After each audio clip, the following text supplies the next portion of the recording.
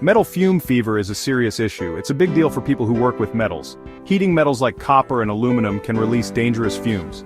These fumes can make you sick. It's like a really bad flu. Welders often breathe in these fumes.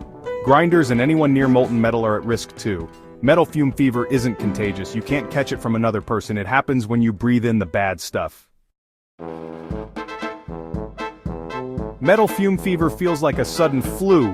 You might get a headache and a fever, some people feel chilled or shaky, others feel nauseous and vomit, your muscles might ache and you might feel weak. These symptoms usually show up a few hours after exposure. You might feel sick for a few hours or a few days. If you have trouble breathing, seek medical attention immediately. Most people recover from metal fume fever quickly. Rest is the best treatment. Drink plenty of fluids. Avoid alcohol and smoking. Over-the-counter pain relievers can help with aches and fever.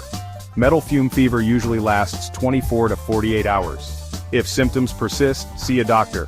Repeated exposure can cause long-term health problems. Gap 3S. Let's look at some real-life examples of metal fume fever. In 2018, a welder in Ohio experienced severe symptoms after working with galvanized steel. He had a high fever, chills, and muscle aches. After a few days of rest and hydration, he recovered fully. Another case involved a grinder in Texas who inhaled fumes from aluminum. He felt nauseous and weak, but recovered after medical treatment. These cases highlight the importance of safety measures in metalworking.